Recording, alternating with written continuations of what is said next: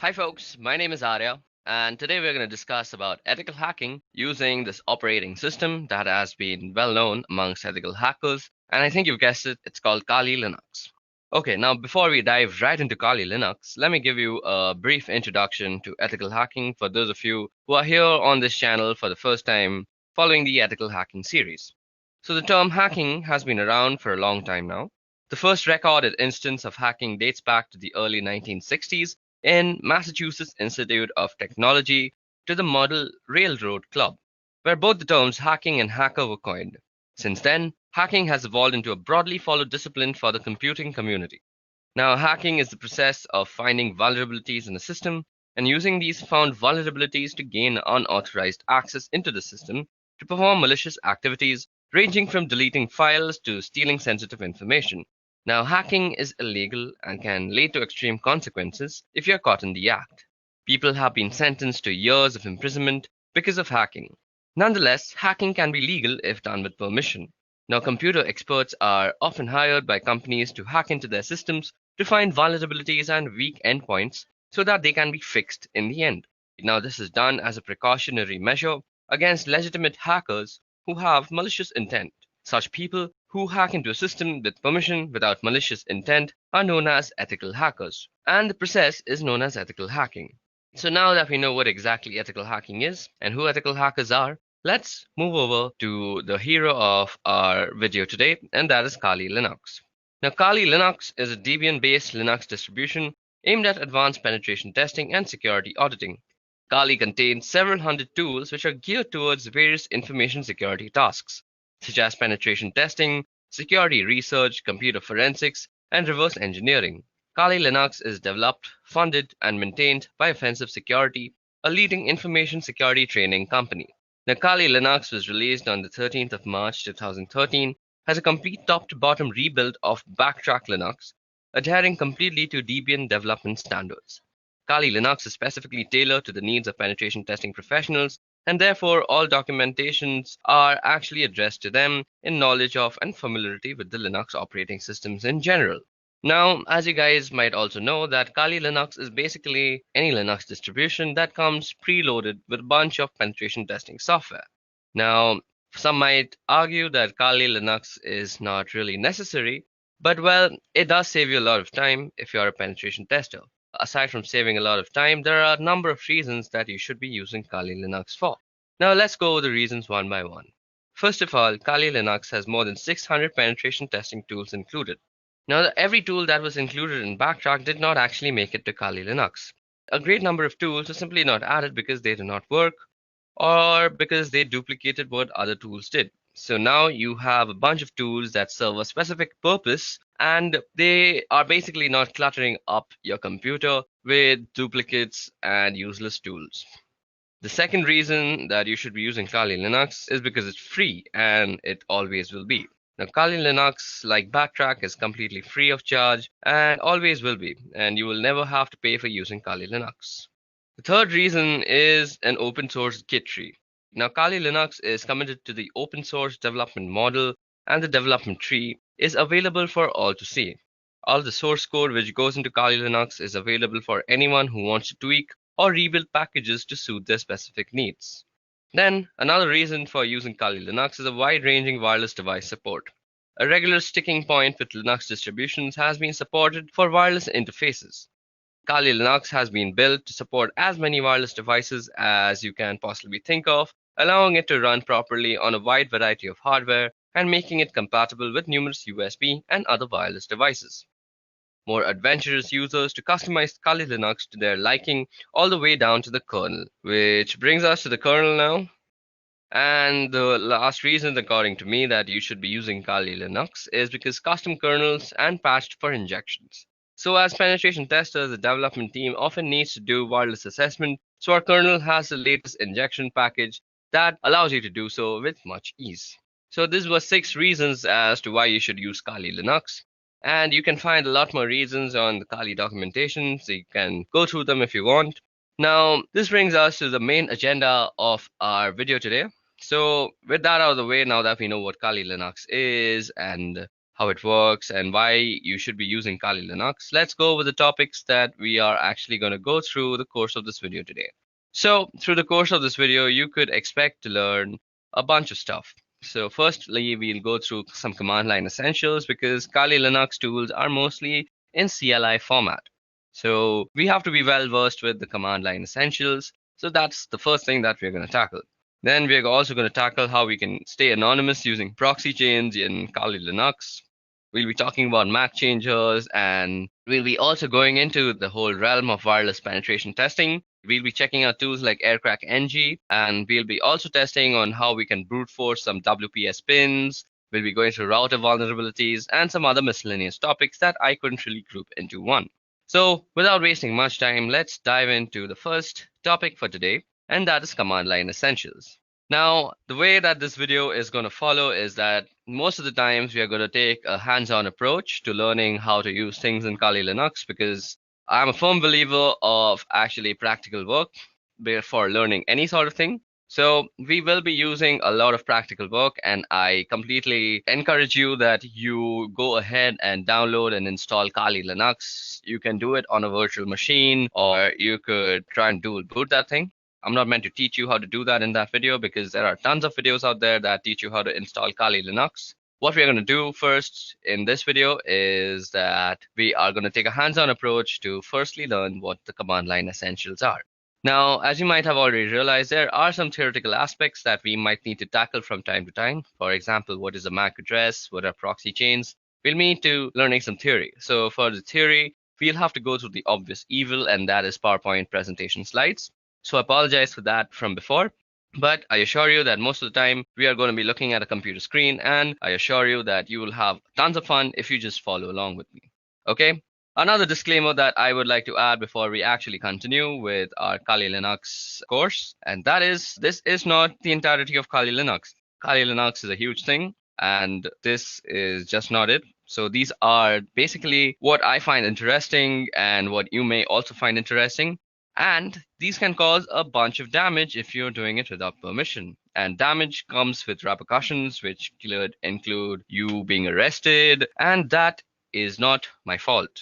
Again, I'm saying disclaimer, if you do this without permission, you will get arrested, and that is no way my responsibility because this video is just for educational purposes. Okay, now with all that aside, let's move ahead and learn about command line essentials. Okay, so now it's time that we go through the command line basics of any Linux terminal. Now, the Linux terminal is a very powerful tool. It allows you to move around the whole operating system through the files and folders. It allows you to create files, change their permissions, change how they behave, and a bunch of other things. You can do filtering, you can grab stuff, the specific stuff from a specific file, and there's a bunch of interesting things that you can do. And as an ethical hacker, you will be working with a Linux distribution most of the time, whether it may be Kali Linux or some other thing like Parrot OS. But you will be working on Linux most of the time because it's a powerful tool for networking analysis and scanning and all sorts of stuff that you want to do as an ethical hacker. So the first essential step is to actually know how to use the tool that is available to you. And that is out here, which is the terminal. Now, as I'm running this on a virtual machine, you might find it that my execution times are much slower. And that is because I have a very, very slow laptop because my virtual machine is actually eating up a lot of my RAM. And I have a bunch of other processes that are also rendering. I do this on my free time. So let's go ahead and go through the commands that we are going to actually go through. Now, let me actually make a list of commands that I want to teach you guys. So let me see if LeafPad is available. Firstly, LeafPad is basically a text editor. So the first command that we are going to start off with is cd. Now, cd stands for change directory. Now, at this moment, we are in the root directory, as you guys can see. We can print the current working directory with this thing called pwd, and that is a current working directory, as you see. It's called root. And suppose we want to change our directory to the home directory. So all we have to do is cd, which stands for change directory, as I just said, and specify the path. Now cd/home. Okay, so once we're in home, I want to make a list of commands that are used on the CLI that I want to teach to you guys. So what would I do? I would firstly see if any files are available that I can edit. Okay, so these files are available, but let's create a new file for ourselves. So firstly, let's do nano list.txt. Now what nano does is nano will open up a small command line text editor. Now command line text editors are very much used by ethical hackers because they save a bunch of time. If you're always switching between GUI and command line because you'll be doing a bunch of stuff on the command line, and suppose you want to write something, you're always switching to GUI, it's a waste of time, and you want to save time as an ethical hacker. So you can use this thing called a command line editor, and it can basically do most of the stuff a GUI editor would do. Now you say nano and the name of this file. So nano basically has created this file now, and it has opened up this new fresh window which overrides the command line that we were in, the bash. And this is the place where you can actually edit what goes into the file. Now let's see the list of commands that I'm going to teach you. I'm going to teach you ls. Ls will be the list of files. We did cd.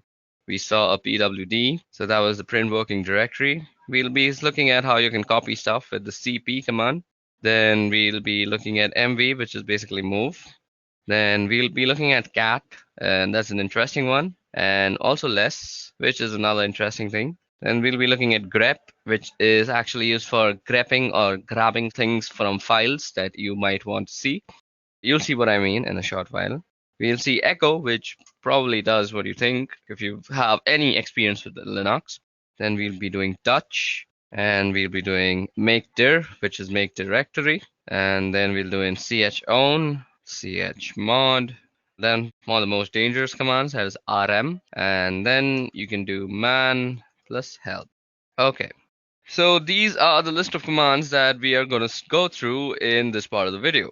So suppose I was making this video and I wanted to save this somewhere. So if you see down here, there are a bunch of options that are shown to you. Now this caret sign might be not what you're thinking, that the shift 6 one, it's not shift 6. It's actually a control. So caret is control, and then G of course means G. So if you go control G, it will actually get help. Now what we want to do is save the file, and that is control O, and that is write out. So what we want to do is say control O, and now it's going to say if we want to name the file list.txt, and we want to name the file, and it says that we have written down 15 lines. So that's how you save a file. Now all we want to do is exit out of here. Okay. So first let's go ls and let's go through whatever there is. So ls shows us the list of files that are there in that directory. Now ls can also show you the list of files in a directory with the path that you specify. Like if I say ls var, it'll show me everything that is in var. Okay, there are a lot of interesting things in var. So let's head over to var. So cd/var and you hit enter. And now we are in the folder var. So now to actually demonstrate how powerful ls is, we have a few flags. Now to see the flags of any command, you can just do -- help universally throughout the Unix command line. So out here you see some information that is kind of tough to read, but if you go on top and scroll out here, you'll see all the flags that you can use with the command, that is ls, and how you can use them. So you can see what to use and you can read a little bit about it. So if you use all, it ignores entries starting with dot. So suppose we were to do ls in var, let's see. So it shows us like this. Now, if we do lsl, it'll show a long list with more information. So these are the permissions that you see out here. We'll be seeing how we can change the permissions of files soon enough. And this is who owns the file, the user and the user group.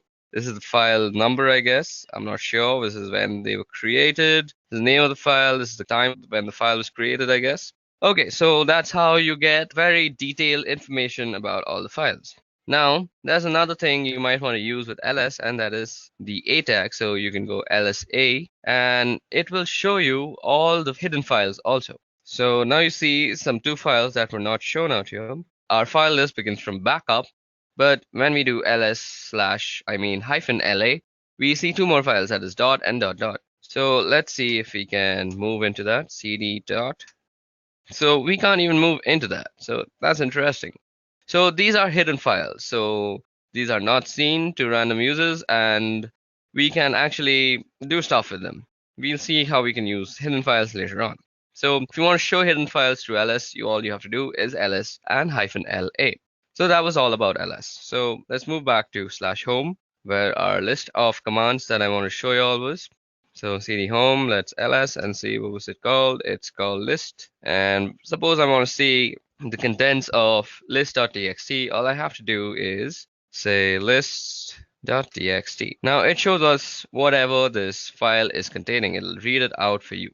So we've done cd, we've done ls and its various forms, we've done pwd. Now it's time to do cp. So cp is basically used for copying files from one place to another. So suppose I want to copy this address file that is there into some other directory, let's say var. So all I would have to do is cp name.txt, and then you specify which location you want to actually copy it to. So cd/var. So this is where I want to copy my file to, and you hit enter and it's copied. But that was a very small file. Now we can actually check if it was copied before I move on and pour some more knowledge into you. So let's go into var. So cd/var, hit enter, and you're in var again, and you see ls, and now you see a name.txt. So let's remove name.txt from here because I want to copy it again and show you all a difference between a flag that I'm going to use right now. So the hyphen and letters that you use are called flags technically in the Linux terminology. So let's go back to home. Now, instead of the name of the file and moving back to home just like I did, you can type out the complete name of the file out here. So you could have gone cd/home/name.txt and copy it to /var. But this time what we're going to do is we're going to use the -v, which is basically used for a verbose output of whatever you're doing. So most of the commands that we're going to using will have a -v with them. So let's see how this actually affects the output. So what we're going to do is we want to copy, so cp and verbose, and we want to copy the file name.txt, and we want to copy it to the folder called var, right? So now you'll see that it will give us what is being moved, rather, that is name.txt, and where it is being moved to. So this is a very good way of knowing what is actually happening, because if you do it without the verbose part, and suppose name.txt was just a 20 GB file, and you just don't know if it has finished or not. So if it's a 20 GB file, it'll continuously update you on where what is being copied. So basically, all you have to do is type -v if you want to know where your file is being copied on the exact path. Okay, so that was about how you can copy files from here and there. Now, what was the next command that we want to see? So cat. So let me just go and see the next command that is there. So list.txt. So after cat, I want to show less. Okay, so we've done cp. We also have to do mv. Now, as you guys can see, that cp is basically a copy. Copy is, as you would expect, it leaves a copy of the file that in the original directory while also maintaining a copy in the directory that you specified. But if you wanted to move the file completely, all you would have to do is use the command mv. So mv is for moving the file. Now let's see what all goes with mv. So you can type help, and as I said, you get the verbose option and you get suffixes. You can force things to happen. So suppose you don't have the permission, do not prompt before overwriting. So it'll give you a prompt and you can completely overlook the prompt with the F thing. So let me just show you how that looks like. We'll be doing a verbose and we will be copying the address.txt file. And okay, so every time I've been actually typing, so you can do address.txt by just pressing tab and it'll autocomplete. So address.txt to /var. Now it'll show you that it is actually renamed address.txt to var address.txt. Now, if you go and do ls out here, you will see that address.txt is not actually here, but if we were to move to var, so cd/var. Okay, I've also been typing out commands that I've been previously using, and you can simply toggle through all the commands that you've used by the up and down keys. So ls, mv, mvb help, cat list. I did cd home, and now I have to go through all this just to prove a point. So cd var, we want to change there. Now we're in the variable folder, and we also want to see what we have out here. So address should be out here, and ls. And as you guys can see, address.txt is the first file that has come up. And it is basically the same file, and I can prove that to you by just catting the file, and there's address.txt. And you see that is some random address for some random person. Okay, now let's quickly clear out our file. our window. You can do that with the control L, or you can just type out clear. Now, what we want to do is move back to home. So yeah, cd home. Okay, so now that we're back in home again, let's cat out our next file. So list.txt, and after move, I wanted to go through cat. Now cat, as you guys can see, is printing out the contents of a file, and there's also less, which does something very similar to cat. So let's see what it does. So if you go less and do list.txt, you actually see the contents of the file in a completely new window, which overlays on the previous window. And this is a very neat way to actually see the contents of a file, which is through less if you want to keep your main command line interface not so cluttered, which cat clutters it completely. So if you want to get out of this place, this less place, and all you have to do is press Q, and Q gets you back. And as you see, nothing was printed out on our main interface. So this is a very cool way to actually keep your command line interface neat and tidy when you're doing work.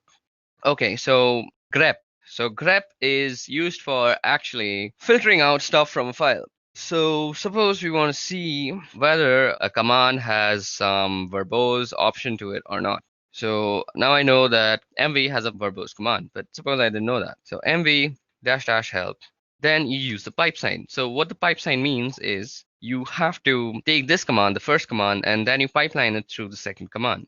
And you want to see grep-v if that exists. Okay, so let's see grep verbose. Yep, so a verbose exists, and that is -v, and that's -verbose.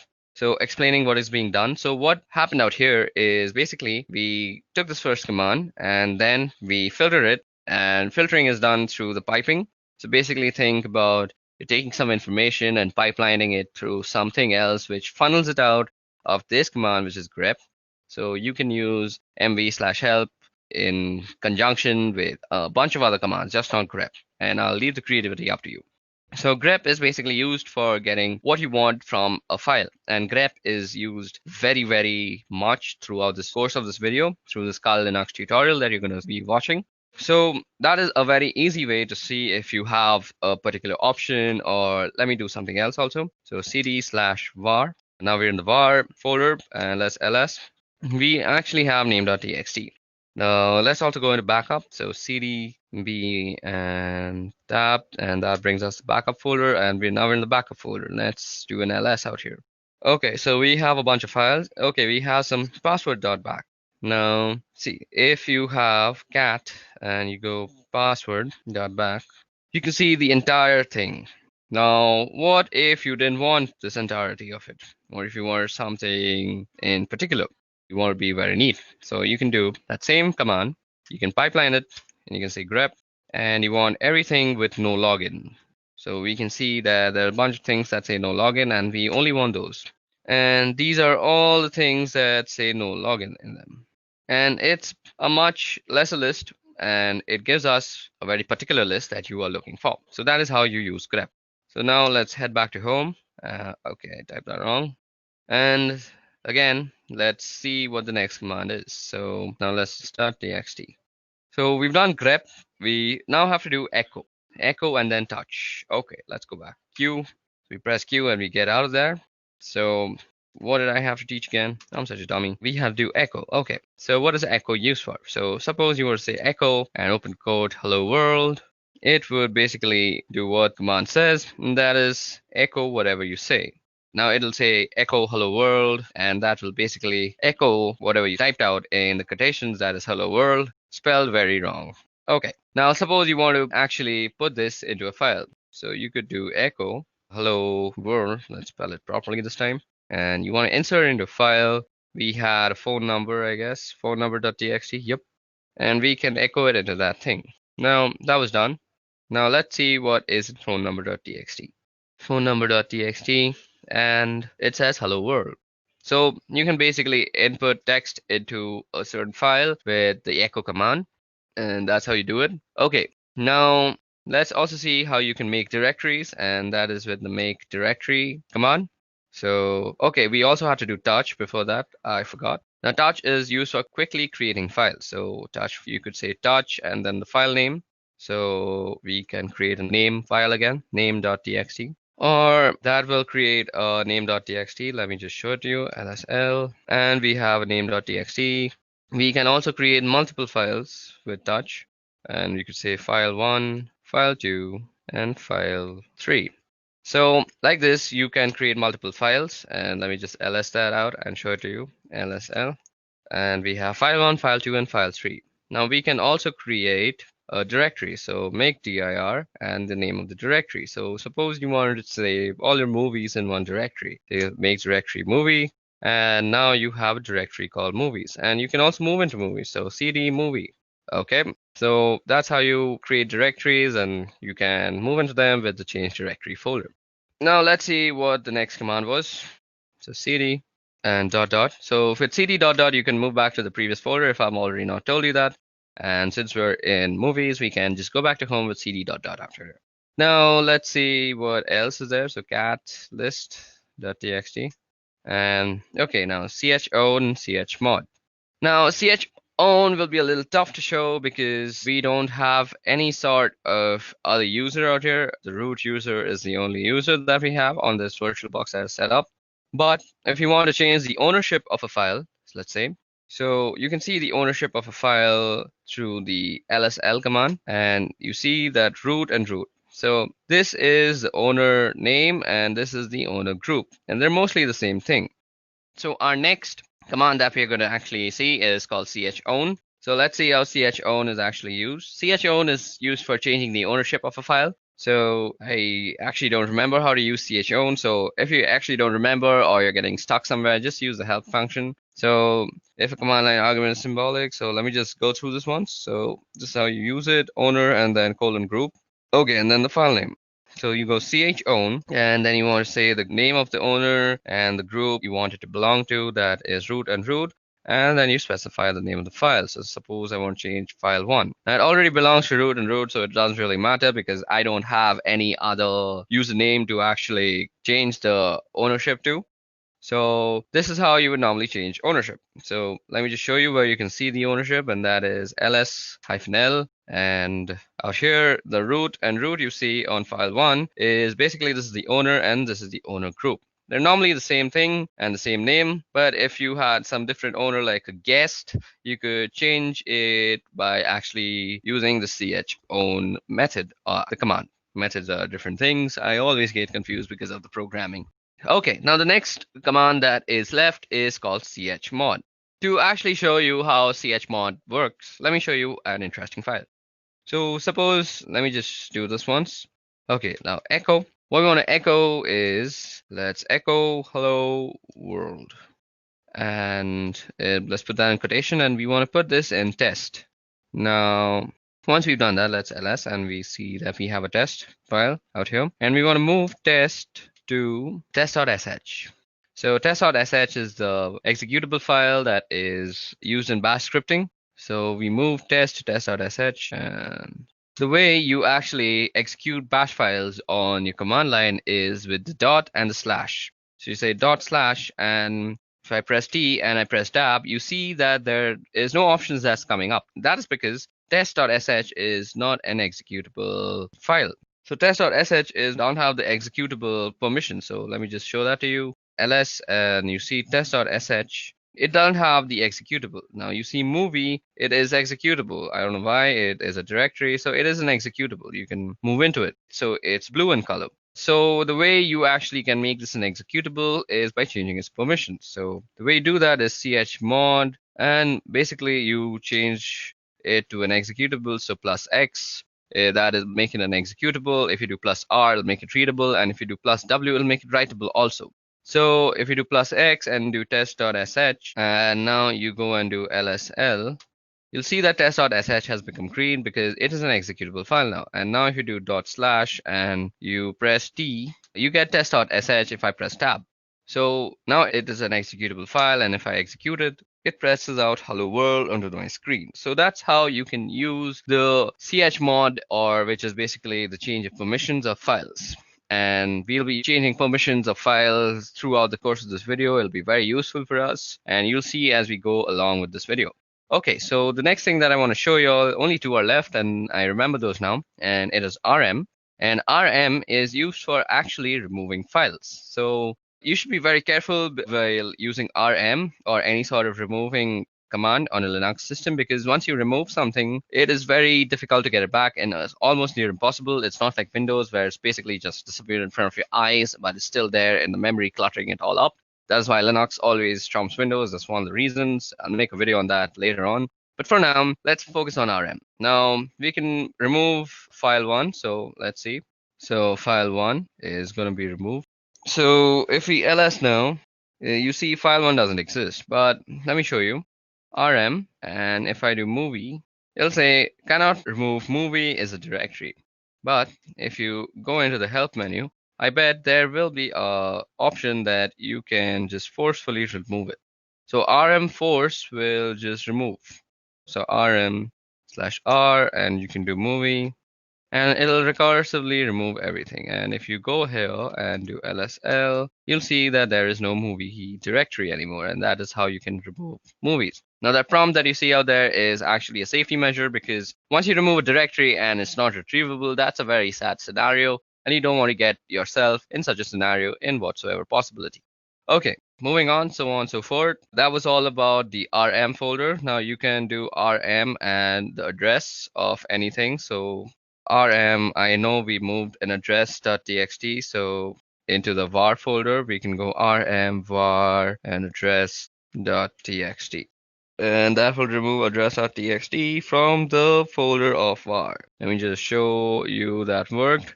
So cd var and ls, and you see that there is no address.txt out here. Okay, another way to get help for any command that you want is man, and suppose you want to see about rm. It'll show everything about RM that is there to show to you. It'll show you how to use it. It'll give you a description, synopsis, the name, remove files or directories. It's a very useful way. So out here you see this is the manual page. So that is what it means, man. And you can press line 1 or H, or you can press Q to quit. So that's very much helpful. Okay, guys, so that was all about the command line interface and how we can use it to go about the operating system and change file permissions, copy files, move files, and a bunch of other stuff. Now it's time to get on with the interesting stuff, and that is, firstly, we're going to be learning how you can actually stay anonymous with proxy chains. Okay, guys, so now that we are done with the command line basics, it's time that we move forward with proxy chains. So before we move forward with proxy chains, let us head back to our PowerPoint presentation and see what exactly proxy chains are. Okay, so proxy chains. Now, as the name suggests, proxy chains are basically a chain of proxies. Now, where is a proxy used? A proxy is used whenever you want to anonymize yourself on the wire or the network. You do not want to know, or you do not want your others to know what the source IP address was for your client system. And to do this, all you have to do is send your packets through a bunch of intermediary systems, and these intermediary systems carry the packet out and they transmit it to the target system. And this is much slower, and let's see how we can use this in Kali Linux now. In combination with Tor in order to anonymize traffic, not only on web browsing traffic, but rather instead on all networks related traffic generated by pretty much all your applications. But you can also change this in the settings. Now, what we're going to do is we're going to open up the proxy chain configuration file, and we're going to understand all its options that are available. So to do that, all you have to do is say nano. You go into the etc folder, and then you go for the proxy chain. .conf. And what you see out here is the nano editor, and we had spoken about the nano editor when we were discussing the CLI part. I hope you haven't skipped that. Now what you see out here is a bunch of instructions and options. So let me just zoom in into this command line interface, and now you can read everything much well. So what proxy chains is, well, it gives you the ability rather to route your traffic through a series of proxy servers and stay anonymous in such a fashion by hiding behind them or by having them forward your requests, so it looks that on the other side that your requests are coming from them as opposed to you. Now, surprisingly enough, there are a large amount of these proxy servers out there that you can use, but they're not very stable. They go up and down and they're not very fast. So for specific targets, they can be useful, but not for brute forcing and not for any sort of computing attack.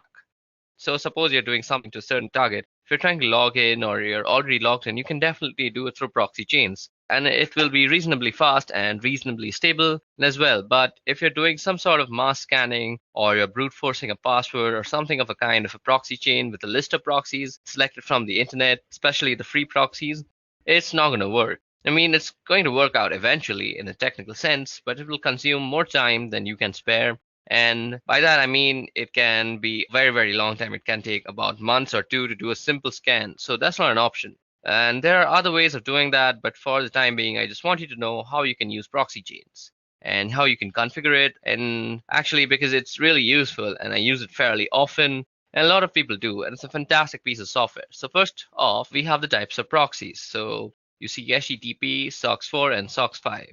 Now, there are fundamental differences between these protocols, and you always want to find yourself a SOCKS5 proxy as that's the best possible one, and that has the ability to anonymize all sorts of traffic. HTTP, well, as the name it says, it's for HTTP traffic, and SOCKS4 is very similar to SOCKS5, but it does not support IPv6 protocol and it does not support UDP protocol. So this can be SOCKS4 and it can be rather problematic, and you always want to make sure that you're using SOCKS5 wherever and however. Anyway, down below, you have these other options, which we will go over. So basically, how you enable these options is that you don't need to type some complex lines of code or anything of any kind. Basically, all you have to do is just delete the hash out here. Let me just show you. So suppose we wanted to actually activate dynamic chains option. So all we have to do is delete the hash. But let's put in the hash right now.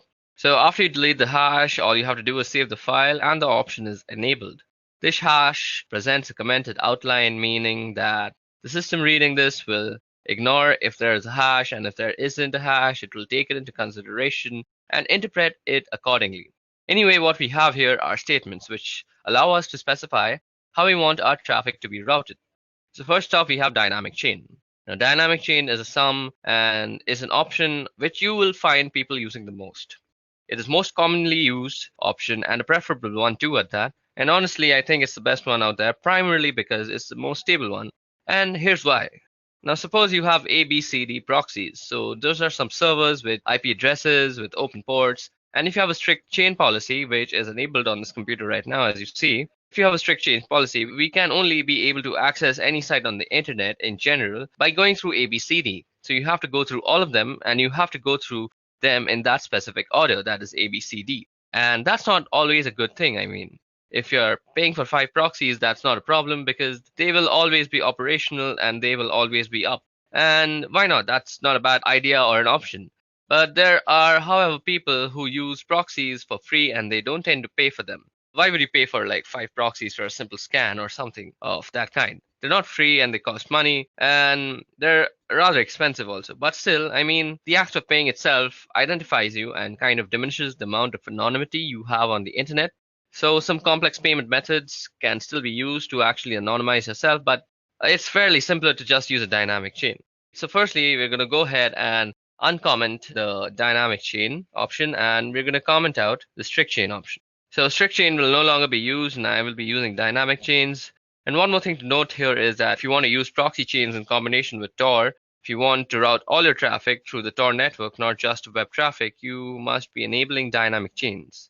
I mean, there is a chance that it will work with strict chains, but due to the instant instability of Tor nodes, it is highly unlikely you will need dynamic chains, and that is why I'm using them. Anyway, if you're using dynamic chains, just give you the ability to go from ABCD to your desired destination by not having to adhere to any order. So let's say C is down and you would go a B, D, and it would work with no problems.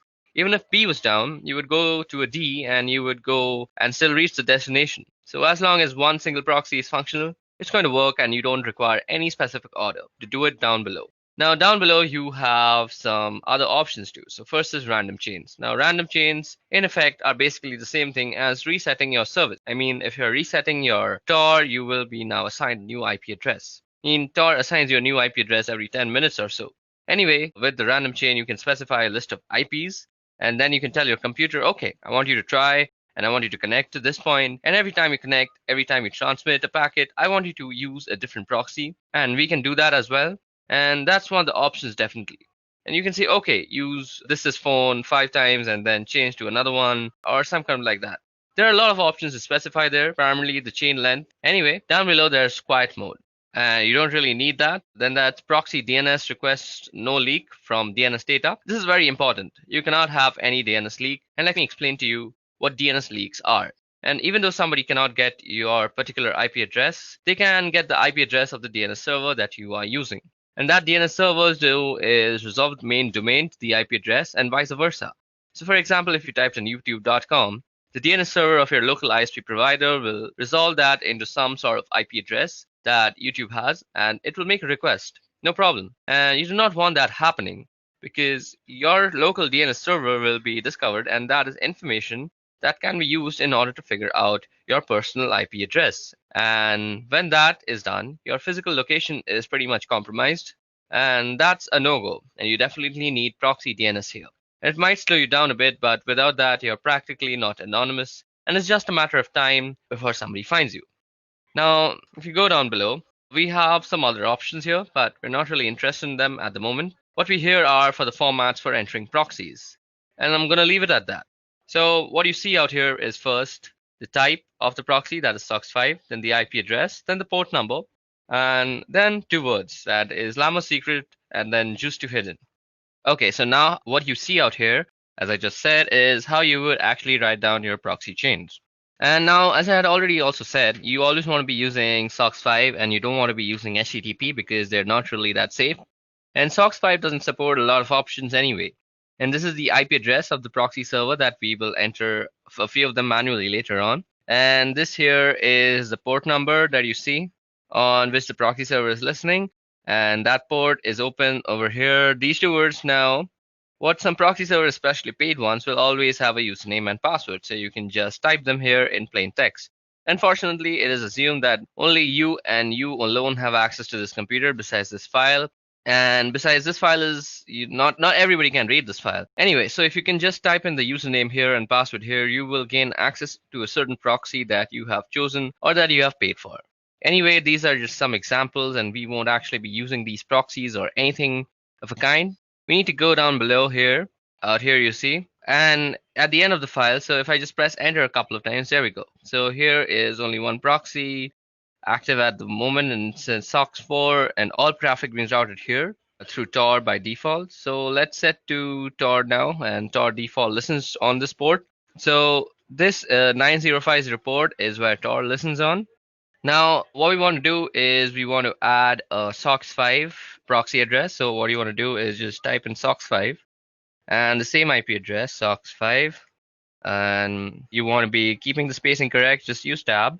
So 127.0.0.1, and then you want to specify the port number also, so 9050. So what you see out here, the 127.0.0.1, this is the loopback address of your computer. So this is for inter-device communication, and if you ping this address in, if you're pinging yourself basically, and usually people ping this address in order to make sure that the IP protocol is set up correctly, even though they don't have internet connectivity. So let's just type in 1.27.0.0.1 and the same port number and 9050. So now we have to press Control O to save our file, and we're going to save under the same name, and we wrote 65 lines of codes down, and that's written. And now you have to press Control X and you exit out. So let's press Control L and clear out our screen. Now we just edited our proxy chains configuration in a very neat environment. So to go ahead and type in our service door status. So we want to check the status of our Tor service. So service Tor status. So Tor service could not be found. So do we have the Tor service installed? Okay, so Tor service is not installed. Just give me a little moment. I'll quickly install it. Okay, so now that we have set up our proxy chains configuration file and we have put in a SOCK5 proxy chain, giving it the Tor service. Now what we need to do first is start up our Tor service. Now to actually check if Tor is running or not, or if the Tor service is running or not, let me just clear that out. We need to go service Tor status. And you see it says it's inactive. So what you have to do is say service Tor start, and that will start the Tor service. It might take some time depending on the system that you're using, and voila, there it has started it for me. Now, what you have to do to actually use proxy chains before you go to any website. So all you have to do is say proxy chains Then you specify the browser that you're using. So we're going to be using Firefox, and you could say something like www.duckduck.com. So now here you will see how your thing is being transmitted to DuckDuckGo.com. When I say thing, I mean your packets and your requests. I'm sorry for my vocabulary. So now your packets are going to be directed through a bunch of IP addresses, but we haven't actually put a bunch. We just have put the loopback for the Tor network. So we will let Tor do the rest of the things for us. Okay, so depending on your system, this might take a little bit of time to actually open up. Okay, so let's go ahead and see what's actually happening on the terminal while this thing is loading up. Okay, as you can see, it's going through a bunch of proxies out here, and some are denying it, and some are saying it's okay. So as you guys can see, most of the time you might get denied, and it'll be a lesser number of okays, and that is exactly what we're looking for. Because primarily we have gone a great extent for the anonymity, and what you want to do is stay like that. So this is basically how you use proxy chains. Now, if this computer just decides to open up DuckDuckGo.com on Mozilla, I could actually show you some interesting stuff, but it seems my computer has kind of given up on actually opening DuckDuckGo. It's still waiting for DuckDuckGo's actually confirmation, but that's about it. So this is how you can actually configure proxy chains. I'm really sorry that my computer isn't working right now so well, and nothing is actually opening on Mozilla. It's mostly because my RAM is overloaded. I think I should go ahead and get myself a new RAM. But for now, let me just also say that we can put some custom proxy lists, and instead of just saying, let me just go ahead and open up that file again. As you guys can see out here, I'm going to end this right now because my computer can't really take all this pressure. See, it's lagging so hard. Okay, let me just quit out of that and let me just open up a new one. Now, as I had said that you can put up some custom proxy lists. Not really going to do that, but let me just show you how you can do that. You go nano and you go etc and proxy. So you basically have to go into the proxy chain. Okay, so I think I have to put this again. Yeah, now if you just go in and edit out here, all you have to do is set up dynamic chains, and you can go online and search for free proxy lists, and that'll give you everything with the port number to the IP address. Let me just show it to you. Free proxy server list. So all you have to do is search for free proxy server list, and you can see out here the proxy type is HTTPS, and you basically want to find a SOC5 proxy. To find SOC5 proxies, just add that into your keyword. And once you find those proxy addresses, all you have to do is take down this IP address and followed by the port number, and you go ahead and just put it down in this configuration file. And then you hit Control O, and you just save it, and then you just go back. So that was all about proxy chains and how you can set up proxy chains to make yourself very anonymous. I'm sorry, the whole Mozilla part didn't work. That's the sad state of my computer. But moving on, let's go ahead and study about MAC changers. Okay, guys, so that was all about proxy chains. Let's move ahead to MAC changer. Okay. Now, before we go into the tool called MAC changer, let's just see what a MAC address is. Now, MAC address actually stands for Media Access Controller Address of a device and is a unique identifier assigned to a network interface controller for communication purposes. Now, MAC addresses are used as a network address for most IEEE 802 network technologies, including Ethernet, Wi-Fi, and Bluetooth. Now, in this context, MAC addresses are used in the medium access control protocol sublayer, and as typically represented as MAC addresses are not recognizable as 6 groups of 2 hexadecimal digits each. Now, these are separated by a colon, and the first 3 hexadecimals are actually the organizationally unique identifier, so they actually represent your vendor, and the next 3 hexadecimals actually represent your network card uniquely. Okay, so when you are actually on a network, you are recognized on something called an ARP table. Let me just show you the ARP table, how you can see it. Let's go in. So the password is root. So an ARP table is basically an address resolution protocol table, and well, this is a virtual machine and it doesn't really know many machines on the local network. But if I were to go on my Windows system and show you my ARP table, let's see.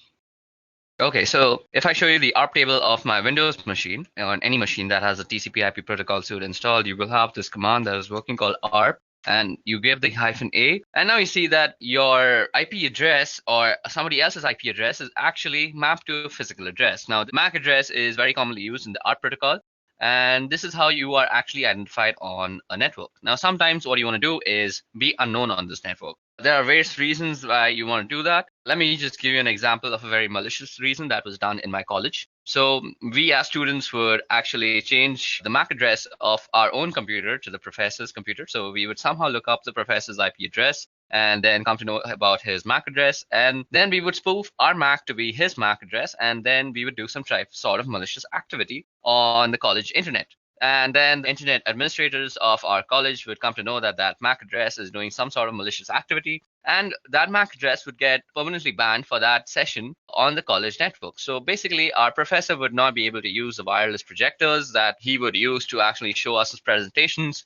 And we'd end up getting a free class. Now, I am not actually promoting any sort of bad activity like this. I have just experienced this in my own college life. So that was something. But there are many other reasons that you might want to spoof your Mac. Now, Mac Changer is an amazing tool for actually spoofing your Mac. So first of all, how do you come to know your MAC address? So let's see, you go ifconfig, and this will give us our MAC address. Now, this address that you see out here is the MAC address of this machine. So you can also check out the MAC address by going MAC Changer. Then let's type in the help options, and this will show us how to get the MAC address. So if you see there's a show flag, so we can go MAC Changer, and you can put the S and then you put the interface. Now the interface is where it's working. So H0 is where we are actually getting. We don't want the loopback one. So H0, and this will give us the MAC address. So our current MAC address is 080027. Let's see if that was the same one shown. Where is that MAC address? Okay, so ether 080027. So I'm sorry, this was the MAC address. I selected the wrong thing. What I was showing you is the IPv6 address, and you can see that's very, very long. So this is our MAC address. Now, what you might want to do to change your MAC address, well, let's see. With V, we can get the version. With S, you can show. We can do the E. And as I said, if you remember that the first 3 bits is about the vendors, so you can also get the vendor list by going -L. So you go -L, and this will give you a list of MAC addresses and which vendor they belong to. So sometimes if you know the vendors that are actually being used on the network of your college, for example, and you want to just stay anonymous and not raise any flags of suspicion, so you could hide yourself as a Cisco router. So suppose your college was using all sorts of Cisco routers, and you decided that today I'm going to spoof myself as a Cisco router and I'm going to screw around with the network. So it would not raise any flags before you actually decided to do some malicious activity. In some deeper inspection of your MAC address, people would actually realize that you are actually spoofing the address. And after some investigation, they would indeed take some time to actually reach to you and how you spoofed it. But the point of changing your MAC is not raising any flags. And that is exactly what you should try to do. So MAC Changer is also very useful for getting the list of all the MAC addresses and their vendor IDs. Now let me just clear the screen out quickly. So we go clear, and let's bring back the help. So we go MAC Changer and --help. Now what we want to do is give ourselves a random MAC address. Now MAC Changer, so that is done with the R flag, and we want to do it on each 0. So once you run that, you will be given a new MAC address. So our new MAC address is F6C649. Now you can verify that by running ifconfig. Now we could just do ifconfig, and you see our new MAC address is on Ether. So we could also do something like this, ifconfig, and you could grep Ether. So that is telling you the MAC address, and this is completely new. Also, you could show it through the MAC Changer tool itself. Okay, so we need to give it the E0. I forgot that. Now you see that this is our current MAC address and this is our permanent MAC address, and they two are completely different. Sometimes you also might want to actually change your MAC when your laptop is or your system is booting up, because you might want to stay anonymous all the time. Who knows? And sometimes you might think, I'll actually change it when I want to change it. But let's face it, we are forgetful as human beings, and we tend to forget things that we are supposed to do. So what else is better than to actually automate the whole process yourself and forget about remembering all these stupid nitty-gritty stuff? So you can tell Linux or Kali Linux to actually change your MAC address on boot up is use this tool called cron tab. Now, cron tab is actually used for scheduling tasks on Linux. So let me show you how to do that. Firstly, let's clear our screen and go cron tab and go help. Now you see it's a pretty small menu. So first we start with the U flag, which user this file is going to work for. Then we got the E flag, which is for editing cron tab users, the users cron tab list. And you can see the list of users cron tab. And let's see, so do we have any cron tab lists? So there is no cron tab at this moment, so we can set up one for ourselves by going to the E. Then there's the R, which is delete users cron tab. And I want to tell you all, be very careful when deleting anything of that sort, because once you delete something from Linux, as I've already said, that it is very, very difficult to actually retrieve it back. You might get fragmented pieces of what you had actually deleted, and that will only leave you with sadness and devastation. Now, what you want to do is go through cron tab and press E, and this will bring us to select an editor. To change, later run select editor. So we'll do with nano. So what you have out here is the readme file of cron tab, and if you read this entire thing, you will get how to use cron tab completely. But if you have any sort of doubts even after reading it, you can leave them down in the comment section below. Now, what you want to do is actually set up a cron tab so that you can change your MAC address whenever you reboot your computer. So all you have to do is say at reboot, what you want to run is MAC changer. And if you remember, we want a random MAC address and we want it on ETH0. So that's done. Now all you have to do is save this thing. So you go Control O, and that will write it out to cron tab. And you press enter and you have written down one line. Now you go Control X and you have exited out. So now let's us clear the screens by pressing Control L and enter. And let's go ahead and get our MAC address. So if we go ahead and run that, our MAC address is set to F6C649. So just remember the first few letters, F6, C6, and 49. Now let me just reboot my computer, and you will see after I reboot and run ifconfig again with grep etho, we will see a different MAC address. Now, rebooting might take some time because I'm actually using a virtual machine, but till now it's given problems with the Firefox, but let's hope this won't take much time. Okay, so now that our computer has booted up and we have actually opened up our terminal, let's go in and type ifconfig and let's get in our ether, that is the MAC address. So if you remember the MAC address, now you see that it has completely changed. And that's how you can spoof your MAC address on a local network. And this will basically help you in staying anonymous on our protocols and anything that actually maps your IP address to the MAC address. Okay, so that was all about MAC changers. I'll meet you in the next section now. So in this section, we'll be talking about wireless encryption protocol cracking. So that is basically Wi-Fi cracking. Now, Wi-Fi in today's day and age uses pins or passwords to normally encrypt their data usage. Basically, if you want to access the wireless access point, you need a password or a pin to actually gain authorization. Now, this authorization is done using a four-way handshake, which we will try to capture using a tool called aircrackng. And then we will try to crack into the password using a wordless generator called crunch. Now you can use aircrackng to crack WPA and WPA2. There's also another protocol called WEP or WEP, and that is not normally used these days. If you find anybody using that, you should always advise them to actually upgrade to WPA or WPA2 because WEP is actually very easily cracked in these days, and people are generally punished for using WEP by hackers all around the world. Okay, so now you can actually go ahead and go into a terminal and type ifconfig to actually look at your network card name. As you guys can see out here, it's called WLO1. So the first step that we need to do to actually go into the process of Wi-Fi cracking is set up our network access card or our access point into monitor mode. So as you guys can see out here, after typing ifconfig, it shows me that my Wi-Fi access card is WLO1 interface.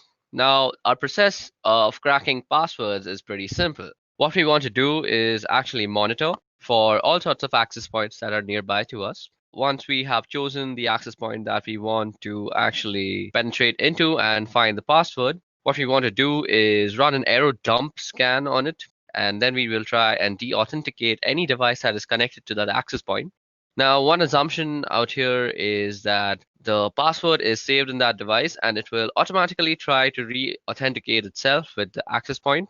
And we want to catch and log this re-authentication process, which will actually have a four-way handshake between your device and the access point.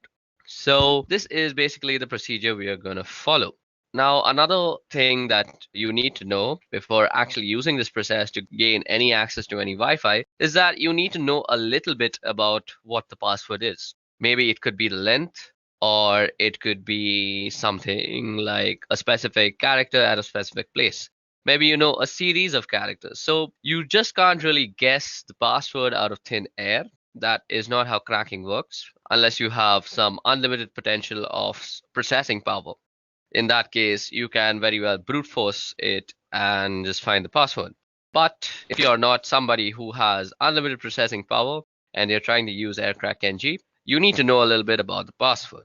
Also, before we proceed with this wireless encryption protocol cracking, what I want to say is if you want to get into somebody's Wi-Fi network or you want to actually test for vulnerabilities, it's better that you test for router vulnerabilities than actually cracking a Wi-Fi password because you're more likely than not to find more router vulnerabilities than actually successfully crack a Wi-Fi password if you don't know anything about it.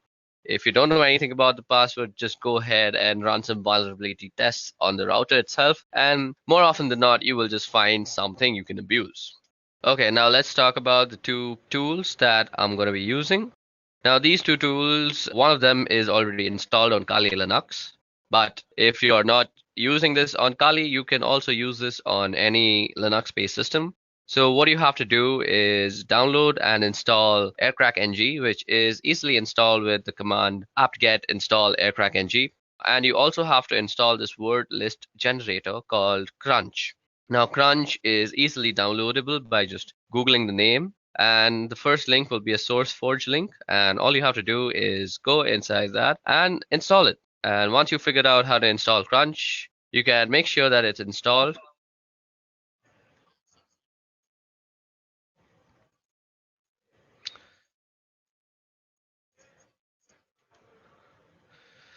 Now, once you have installed both the softwares, you can check out if the manual pages are opening up. Let me just open the manual page of Aircrack NG and show you that it has been properly installed. Now, as you guys can see, the manual page of Aircrack NG opened up and the manual page of Crunch is also opening up. So that means both of our softwares have been successfully installed on our system. Now, before we go ahead, let me just show you how Crunch actually works. So Crunch is basically a word list generator.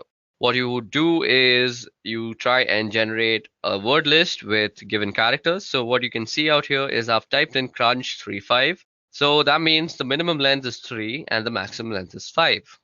And I've given it a series of numbers. So it will use these numbers and generate all the words that are possible from length 3 to length 5. So the way we are going to use Crunch in conjunction with AirCrack is that we are going to use Crunch to generate the word list. And then we're going to pipe the word list through AirCrack NG when we are actually trying to capture and crack what we will capture in a certain log file.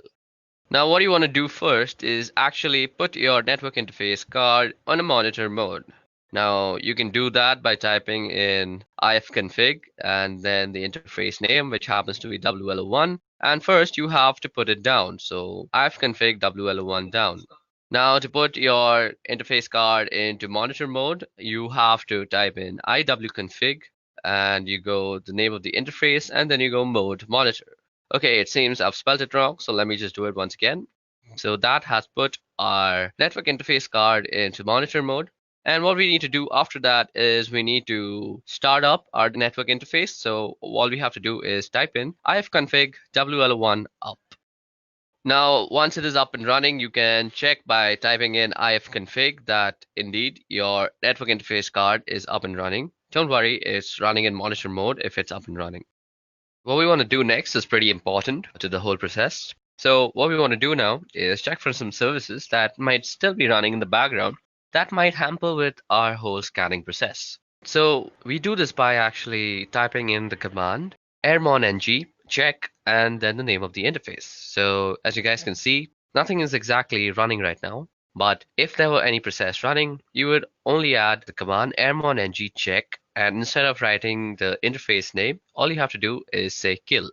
and it will kill any processes. Now, if you see any process named the network administrator, you want to kill that process first separately and then kill any other child processes. You may need to actually run this command a few times before all the processes are killed, and then you're good to go. Okay, so now that we have finished killing all the sub-processes, what we want to do is run an error dump scan on the network card. So that is WLO1. So for this, we go error dump -ng, and then we put in the name of the interface. And this will start up a scan that will look something like this. So after you run the error dump scan on your interface, what you see out here is a result of all the access point that is found out through the monitoring mode. Now, if you see, we have a bunch of columns out here. First of all, we have the BSS ID column.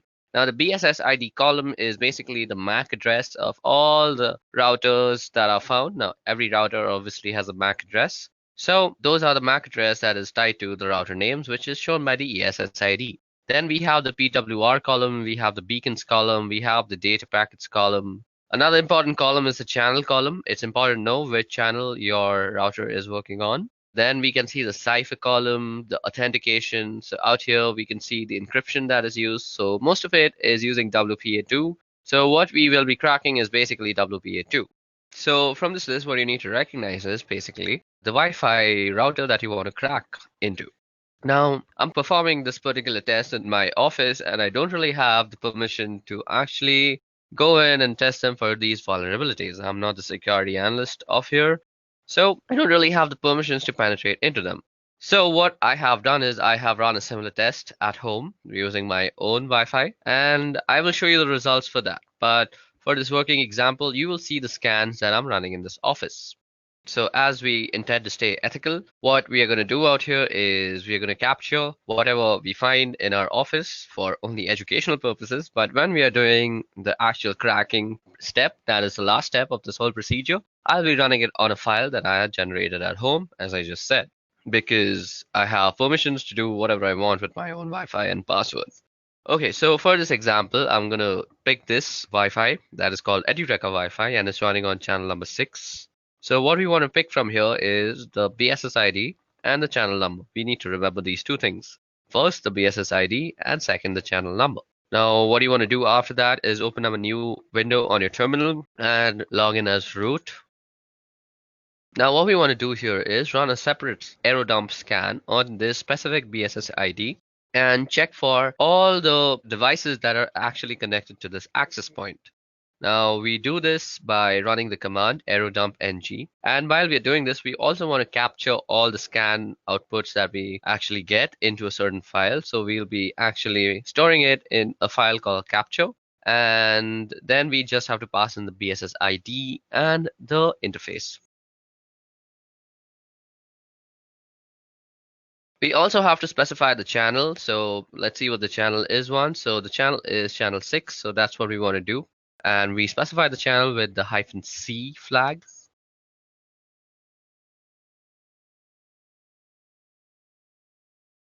So after you have identified the MAC address, all you need to do is copy it down and place it after the BSS ID flag. Okay, so we're going to run our command out here, and we just want to say our file is going to be called test.capture. Now that our scan is up and running, all we want to do is wait till someone is actually connected to this access point. So I forgot to mention this. For this process to actually work properly, somebody needs to be connected to that access point, because what we are going to try and do is disconnect that certain device and let them reconnect and capture that log file. Okay, so it seems like nobody is actually connecting to it. So at this time, all I'm going to do is go back to our error dump scan that we had run on our network interface and look for some other MAC address or other access point to actually penetrate into. And let's see if something has actually connected to that. Okay, so, oh, voila. Now what you see out here is that somebody has actually connected to this access point, and his MAC address can be seen under the stations tab. Now, what we want to do is run a deauthentication broadcast message on that station and deauthenticate that guy. Now, to actually run the deauthentication process, all you have to do is go ahead and open up a new terminal window again and let the scan be running in the background. Don't close any scan at this moment. Okay, so the information that we need to remember is the BSS ID, or rather the MAC ID of the station. Now, you also want your monitoring to be running on the same channel so that your deauthentication message is being already broadcast on the same channel. So we can do that easily by going airmon ng and saying WL1, and you can say start on the specified channel. So what we want to be doing is running this on channel 6. Then we want to go and use the third suite of tools, that is Air Replay. Now, Air Replay is used for broadcasting deauthentication messages and all sorts of stuff. Now, you can see all this in the help menu also, and you can do that by typing in dash dash help. If you go down, you see that you can send a deauthentication message using the -0 flag, and that's exactly what we're going to do. Then we say 0 again because we want to constantly send a broadcast of deauthentication. So it's looping basically. And until and unless we stop the scan, nobody will actually be able to access the Wi-Fi. So it's basically like a small DOS attack. And then we want to specify the BSS ID. Okay, so it seems like I forgot the whole A tag before the BSS ID, and that should get it working. Okay, so it seems like I have copied some wrong BSS ID, I guess. So let me just go ahead and copy that once properly. Okay, so now that we have the proper BSS ID, as you guys can see, we are running a deauthentication broadcast message on that particular network access card. And now you want to run this for around a couple of minutes so that you become sure that all the devices have disconnected. Now, while this is happening, what you're doing is basically sending a DOS attack to that small little Wi-Fi, and you want to catch the handshake that occurs between devices and the router that it is connected to while reconnecting themselves. Okay, so now that we've let the scan run for a couple of minutes, let us just stop it. Let's stop this other scan too. Now, if I go and list out the files on my desktop, you should see that there's something called the test capture. Now, the test capture is given to us in various formats. We have the capture format, which is test capture -01.cap, and then we have test capture CSV, we have a Kismet CSV. So it gives you a bunch of formats to actually run your cracking on. Now, if you remember, I had told y'all that I have already generated a similar file at home, basically, when I was trying to crack into my own home password. So I will be running the test on that file, or the cracking procedure on that file, and that is the last step of this whole procedure. So let me just go ahead and move into that folder. So I go cd scan. Now, as you guys can see out here, if I list down the files, you can see a capture1.cap, capture1.csv, there's a Kismet CSV, and there's a netxml. So I was not lying when I said that I have already done this at home. So we are going to run our cracking process on capture01.cap. Now, let me just tell you guys the password for my home Wi-Fi is sweetship346. So you can say that I know the entire password, but I'm going to act like somebody who only has a general idea of what my password looks like. So let's say I know that my password contains sweet ship, but I don't really know the last three numbers or letters or whatever they may be. Okay, so we are going to use Crunch once again to generate a list of words that might include sweet ship 346. And let me just open the Crunch manual for once. Now, if you go down in the Crunch manual, what you'll see is the -T. So as you guys can see, there is a pattern that is specified like @God, and then followed by 4 other @, and all the @ will be replaced by a lowercase character. Now you can remove @ and use a comma, and it'll be replaced with an uppercase character, or you can use percentages, which in case it'll be numbers, or you could use the caret sign, in which case it'll insert symbol. So when you know the length of the password and also a certain degree, a few letters, you can use the -T flag. So that is exactly what we're going to use with Crunch out here for this example. So let me just remind you guys that the password for my home Wi-Fi is sweetship346. Now what we can do is we can ask Crunch to actually generate something that looks like sweetship346. So what I could do is say Crunch. So the minimum length is 12. I already know that. And the maximum length is also 12. Now let me just input in the pattern. So we put in the pattern after -T. So now I'm going to just show you how long it can take. So we are just going to say sweet and then put in some @. and then also try and guess in the numbers. So after you've put in the pattern, you want to also input which letters and numbers they could be. And I'm just going to input my entire keyboard out here. Now, what you want to do is pipe this command through aircrackng's cracking procedure. Okay, so now what we want to do is pipe this command through aircrackng, and we want to write from, or rather read from the capture file. So what we go is hyphen w and then hyphen and then the capture file name. So capture01.cap. And then we also have to specify the ESS ID, which is given through the E flag. And the ESS ID for my home Wi-Fi is nestaway underscore C105. So that's exactly what I'm going to type in. And this will start up the cracking process on my Wi-Fi from the captured file. So as you guys can see, this is going to take a long time, and I'm not really actually going to complete it. So in this time, I'm actually just going to try and explain why this is not very feasible on a virtual network. So basically, this is not feasible because at this moment, my computer is using all four of its cores and all the memory that is possible. So what this means is on a virtual box, this is not really possible. Your virtual box doesn't really have that much power. If you're using a 4-core processor computer, only 2 of its maximum cores can be actually allotted to your VirtualBox machine. Above that, you can't really give it the entire memory because that will make your computer crash. So if you want to do something like this, it's better that you install Kali Linux as a dual boot or as your own daily driver, and then you can do this. So this is why I have not done this on a virtual machine and instead done this on Deepin Linux, which is my daily driver operating system. Now, as you guys can see, it is constantly trying to actually guess the password by actually going through all the permutations and combinations. That is basically, it's taking in all the words generated from Crunch, piping it into the current command, that is the aircrackng command, and it's comparing everything. So what I'm going to do is I'm actually going to end this because this will take a very long time. And what we're going to do is we're going to actually try and shorten the command of the amount of guessing that we're trying to do. So let me just try and do that. So as you guys can see out here, I have reduced the number of alphabets that might be actually tested. But even in this case, this will take a humongous amount of time. And let me just show that to you. So as you guys can see, the test is running, and there's not really much you can do. You can just let this run, go out for a cup of coffee, and then come back. And you might still see that running. It really depends on what the password is and how much time it takes to crack it.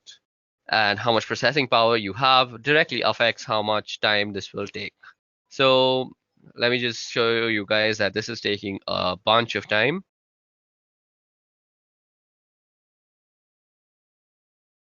Okay, so now that I have fast forwarded a lot into the scan, you can see that I have tried almost 2127608 keys. So that's more than a million keys. That's 2 million keys that I've tried. So, and it still hasn't reached sweet chip 346. So what we're going to do is just to show you for demonstration purposes that this procedure actually works. Let me just shorten our guessing even more. So what we want to do is this time we want to just guess the numbers. So we will modify our command accordingly.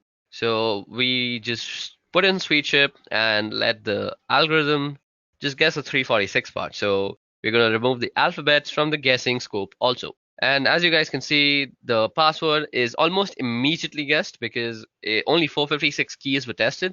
And as you guys can see, it shows that the key was found and it's sweet chip 346. Now, let me also show you that it works with the guessing of letters, just because I don't think I've justified that letters are also guessed and not just numbers. So let me make it just guess the P part. That is sweet she, and then it should guess P and then 346. So let me just show you that. And as you guys can see, it guesses it almost immediately after just going through 15,000 keys. Okay, so that brings us to the end of this Wi-Fi cracking tutorial and also to the end of this video, which was regarding ethical hacking using Kali Linux. I hope you guys had a bunch of fun learning about MAC changes, proxy chains, and a bunch of stuff that we did, like Wi-Fi password cracking. I hope you practice these procedures and methodologies that I've taught you only for your own educational purposes and not use it to harm anybody or do anything harmful with it, because let me just tell you very seriously that you can be prosecuted by the law. So let's end this video on a good note by saying please practice this for only educational purposes. I'll meet you guys in the next video about ethical hacking. Until then, goodbye. I hope you have enjoyed listening to this video. Please be kind enough to like it, and you can comment any of your doubts and queries, and we will reply them at the earliest. Do look out for more videos in our playlist and subscribe to Edureka channel to learn more. Happy learning!